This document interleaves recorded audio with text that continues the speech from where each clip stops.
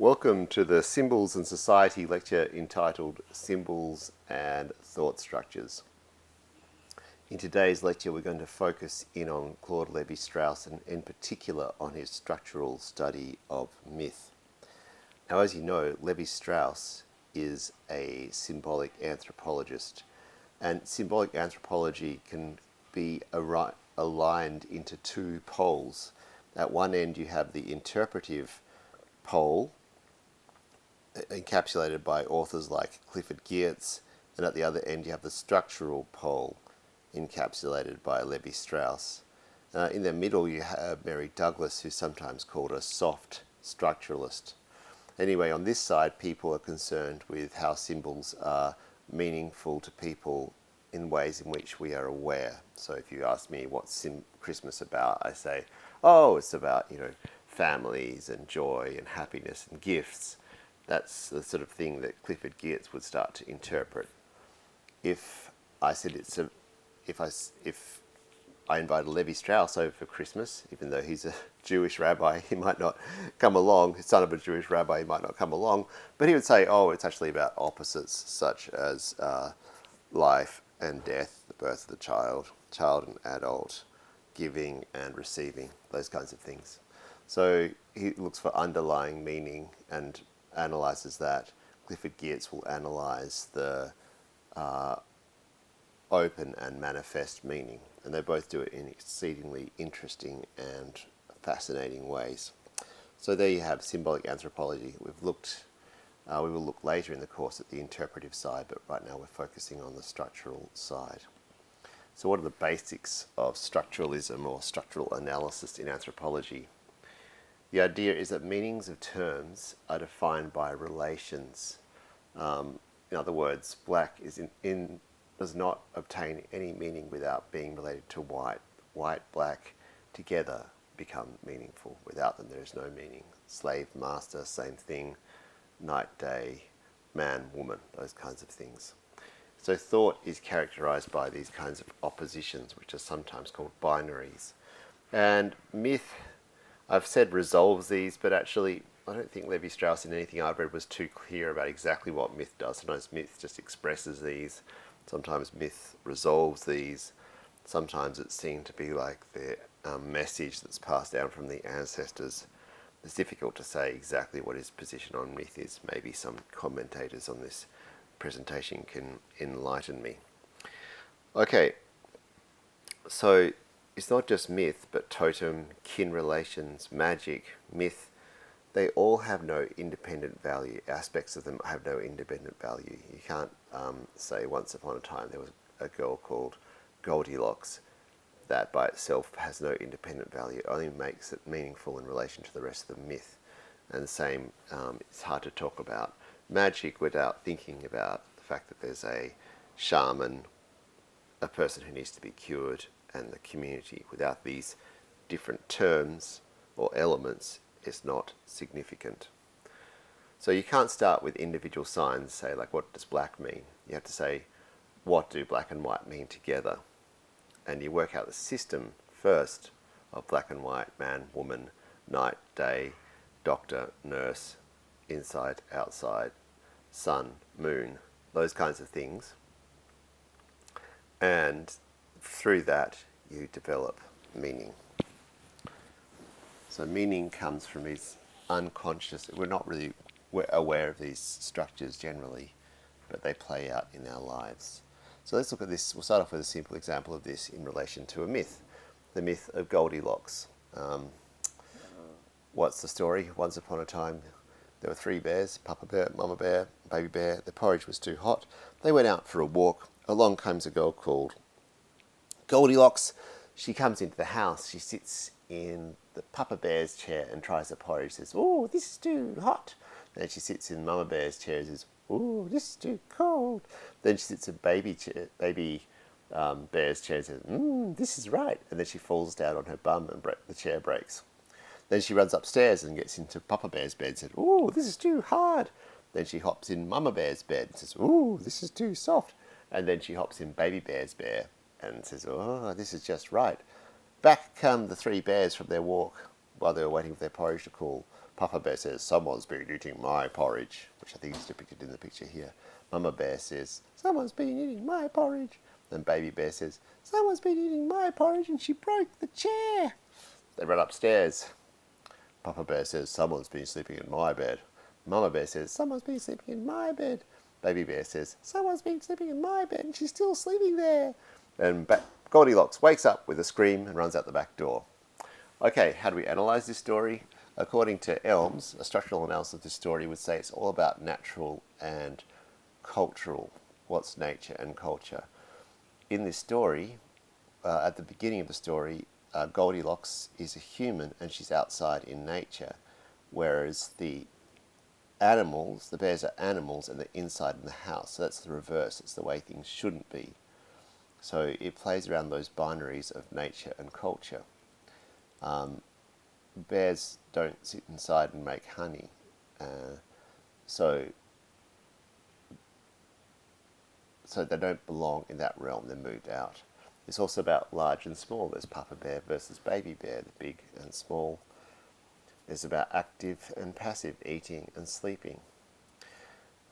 And because of this, Elms, doing a structural analysis, says the moral of the story is that people are not humans and that culture is not nature. Sorry, that people are not animals and that culture is not nature. So Goldilocks shouldn't be out in the woods and bears should be in the woods. So that's an example using these elements such as nature, culture, large, small, active and passive of how you do a structural analysis or how you apply the ideas of structural analysis to that myth. So a lot of it's about oppositions. It doesn't necessarily have to be about a binary opposition between two things such as black and white, as I mentioned in another presentation and indicated earlier with the shaman. You can have the shaman, the patient and the community. So there are three elements in that meaningful system, or subsystem if you like.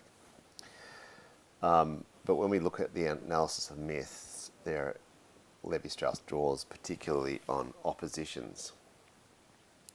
So what are the basic ideas here? The basic idea that myths express structures that underlie human thought. These structures are not immediately apparent, and they're shaped around contradictions or oppositions or binaries such as nature and culture, raw and cooked, and myths overcome, express, or resolve these. So, all human thought is structured by contradictions, day and night, nature, culture, earth, sky, and myths resolve these, but how? Well, let's look at the story of Oedipus Rex. You probably know the shorter story, which is drawn on by Freud, and we've discussed this within this course. But here's the longer version. A beautiful young girl, Europa, is kidnapped by Zeus. Europa's brothers, including Cadmos, are sent to find her. They fail. Zeus ravishes, that means takes sexually, Europa. In the process of looking for Europa, the brothers all found cities. Cadmos is told to follow a cow and to found his city where the cow stops to rest. After the cow does not stop to rest, Cadmos sends his men to get water. The men are killed by a dragon. Cadmos kills the dragon, but now he's got no men to help him in founding a city. Athena tells Cadmos to sow the dragon's teeth in the earth. He does. Armed men spring up out of the ground. The men, called Spartoi, meaning sown, begin fighting and kill each other. 5 of the Spartoi survive to help found the city, Thebes. Cadmus has a son, Polydorus, who has a son, Labdacos, who has a son, Laios. And Laios is told that he will be killed by his own son. Laios leaves his infant son to die on the mountaintop. This is Oedipus, of course. The infant Oedipus is discovered by a shepherd and adopted by the king of Corinth. They all grow up, and the boy, now called Oedipus, learns that he will someday kill his mother and marry his father. Determined to avoid this fate, Oedipus leaves Corinth. While travelling, Oedipus meets Laios. Laios provokes a fight, and Oedipus kills Laios. Oedipus comes to Thebes and finds that the city is plagued by the Sphinx. Oedipus solves the riddle of the Sphinx, and the Sphinx kills herself. Oedipus marries Jocasta, Laios' widow, and his own mother. Later the truth comes out. Jocasta commits suicide. Oedipus blinds himself and goes into suicide. In Antigone, Oedipus and Jocasta's twin sons Eteocles and Polynices go to war against each other. The twins kill each other. Eteocles, loyal to Oedipus' successor, is given a proper burial. Polynices is not. The sister of the twins, Antigone, buries Polynices herself. Antigone is sentenced to die, but hangs herself first. Whew. That is pretty dramatic stuff. Now, amongst all that intense storytelling, narration, Levi-Strauss thinks he sees a very powerful, meaningful structure. And he does that by identifying elements. And those elements are the ones in italics in the story. These are the crucial parts of the story. The rest of the story is superficial. Cadmos, sent to find her. Zeus ravishes Europa. Cadmos kills the dragon. Spartoi kill each other. Labdakos, Laios. Oedipus kills Laios. Oedipus, Sphinx, kills. Oedipus marries Jocasta. Eteocles and Polynices go to war, kill each other. Antigone buries Polynices herself. So for Levi-Strauss, these are the crucial parts of the story. The rest is just like filler that holds these crucial elements together. Now what he does next is for me so brilliant that I struggle to explain it or even understand how a human could have done this, but I'll give it my best go to explain it. He uses this idea we talked about before of syntagmatic and paradigmatic. Now the syntagmatic is the narrative structure, what goes first in the story, what goes second, third, fourth, right through to the end. So he gets his crucial elements and from top to bottom puts these crucial elements in order. Cadmos seeks his sister. Europa is ravished by Zeus. Cadmos kills the dragon. The Spartoi kill each other. Labdakos. Oedipus kills his father Laios. Oedipus kills the Sphinx. Oedipus marries his mother Jocasta. Eteocles kills his brother Polynices. Oedipus swollen foot. Antigone buries her brother Polynices despite prohibition. So that's the order. You could put these names actually a little bit further up in the order. This column here. You could move it further up. Okay, that's so far so easy basically. Now I've got to do a little bit of arranging here. See if I can get this a bit more correct. Yep. So now I want you to consider this as having 4 columns. Column A, which runs down here. Column B, which runs down here. Column C, which runs down there. And column D, which runs down here. All the elements in column A describe cases where blood relations are overrated.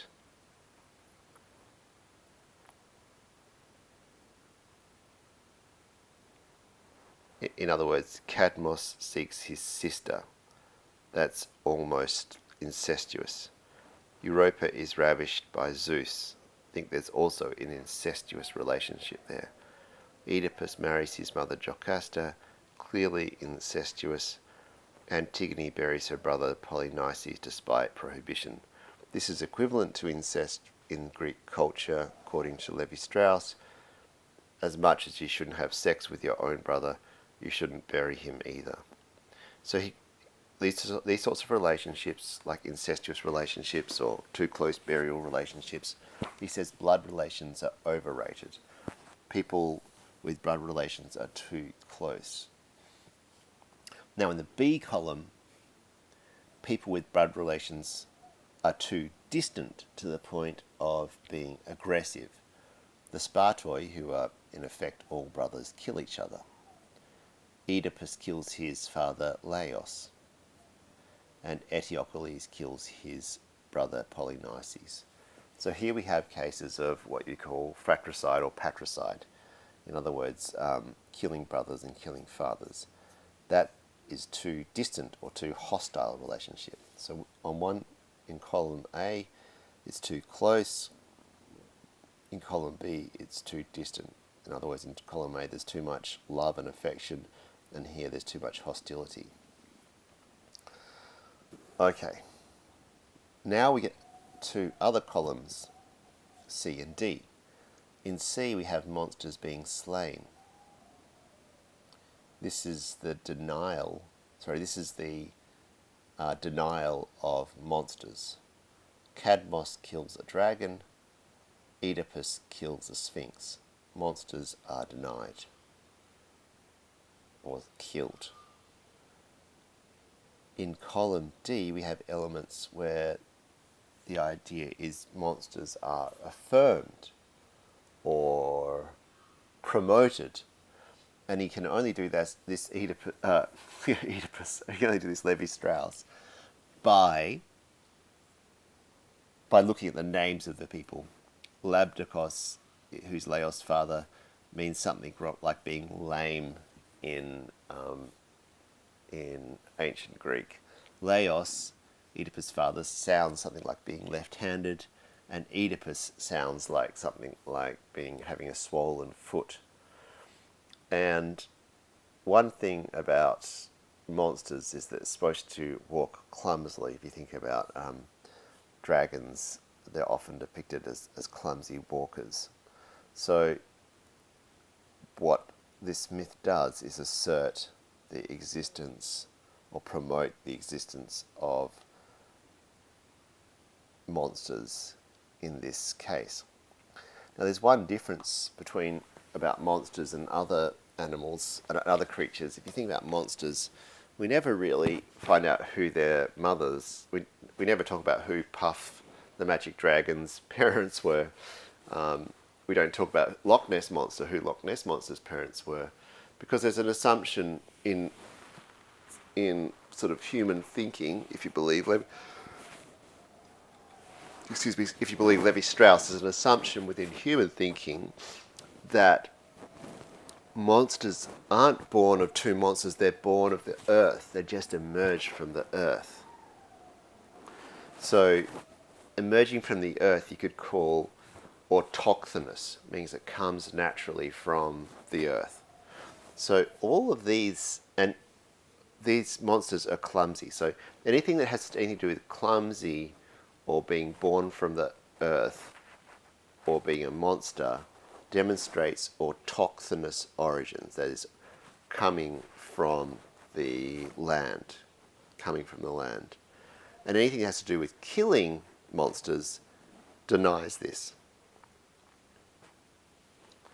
Okay, I know it's a bit of a stretch, but just hang with me. It might be a bit confused, but the more I talk about it, hopefully the more it's going to make sense. Column D is all about asserting autochthonous origins. It's all about asserting things born of the earth and things which walk clumsily. It's all about asserting monsters. It's all about asserting things which are born from the earth it's all about asserting autochthonous origins. I know I'm being repetitive. Column C is all about killing monsters. It's all about denying monsters. It's all about denying things that are born from the earth and walk funny. It's all about denying autochthonous origins.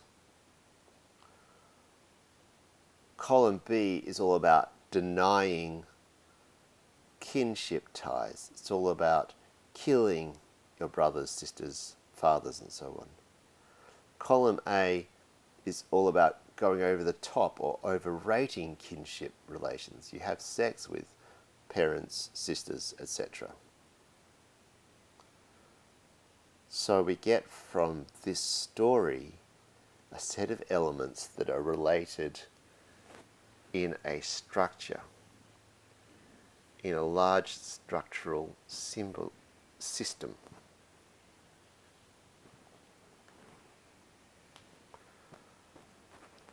Okay. So what have we got in this painting?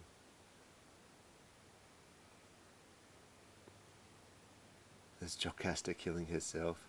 There's Oedipus with his eyes out, tearing his eyes out. I think this is Oedipus as a boy, discovered by the shepherd and given to the king. I'm guessing. Beautiful little image. Okay, so in Oedipus Rex, this Greek myth, the meanings of terms can be defined by religion, by relations. A is to B as C is to D. A exaggerates blood relations. It means man came from himself. That means through incest. Leave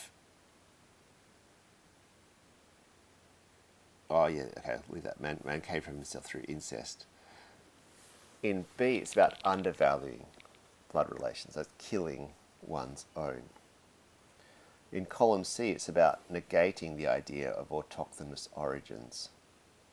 That is to say, you deny the monster, or you destroy the monster. You deny the autochthonous origins of things. And in D, you affirm the autochthonous origins of things, the idea that things can come from the earth, things can just be. So in these two, the debate is whether man can come from man can be created from man, and in these two, the debate is as to whether man came from the earth. The debate is whether man came from other man or whether man came from the earth. In A, you say yes, definitely, in the most severe case through incest. And you say definitely not, because you're killing your father, your sisters and brothers. In this one, you're saying in C, column C, definitely not. There's no autochthonous origins. We're killing the monsters. And this one, you're affirming or promoting the autochthonous origins by allowing for monsters so that man could have come from the earth. So one, man creates man. That's the debate. The other, the land, the world, the earth creates man. So the Oedipus story is really about some basic oppositions or contradictions that we all have to face as humans. Some people joke about it as the chicken and egg scenario, but probably more profoundly troubling, if you agree with Levi-Strauss, probably more profoundly troubling existential issue both for our ancestors and for us, which is, where did we come from? And you can ask about life in general in a more existential sense. Did we come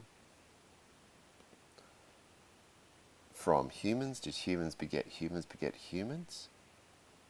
Were Adam and Eve, for example, the first humans, then we came? Or was it Did we start off with dirt and water and somehow life was formed and then somehow humans came along after millions of years? Both stories have their, miraculous elements, the creation of life sort of instantaneously, because all of us know we've never actually been able to create life from nothing ourselves, just by playing around with flour and sugar and water in the kitchen. So in some ways this is relevant to us still now. We don't, my children struggle to understand, where did humans come from? And so this myth kind of gives you two versions. One is we just came from things like flour and water, and we came from the earth, which is closer to the sort of current biological model, or we came from other humans, which is closer to like a Catholic or Jewish or Islamic model. And of course, in different cultures and in different ways, these myths are told in different forms, but the same debate emerges. What is the origins of us? And Oedipus' story is all about this.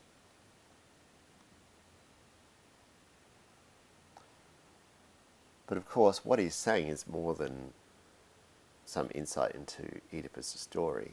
What he's trying to provide is an idea that all of the myths and stories and narratives, cartoons, paintings we look at contain these deeper symbolic structures that we might, for the most part, be completely unaware of, and yet which contain, at a deeper level, important oppositions.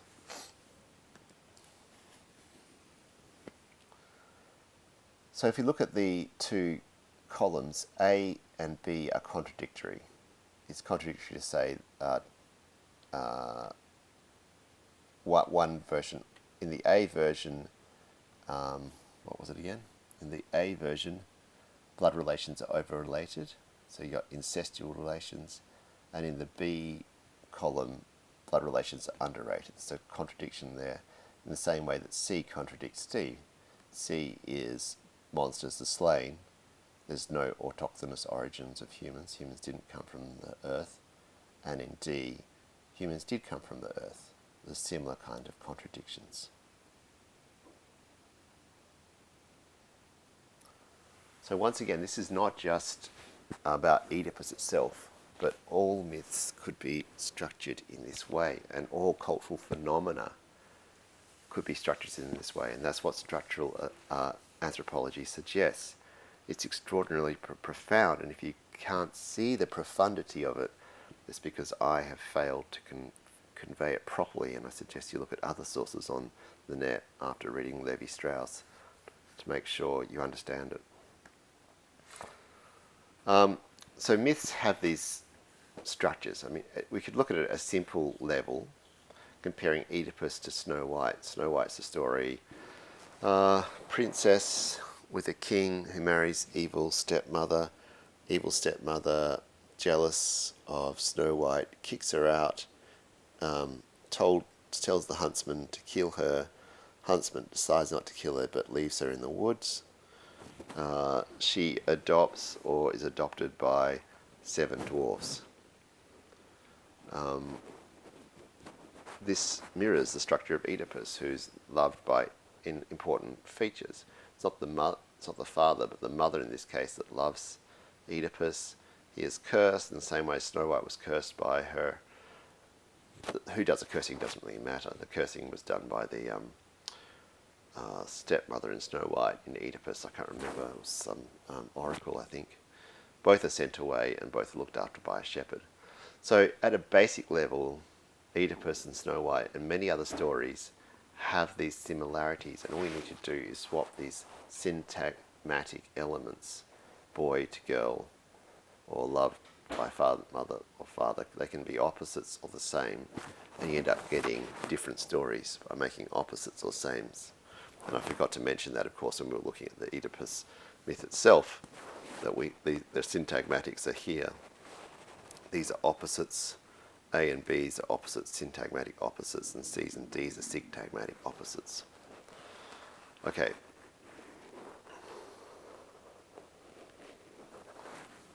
So the conclusion is that there's an innate structure to human thought processes, and whether we're born with this or whether this comes up very quickly after we're born or in the early years of childhood, I'm not sure, but we all share it now.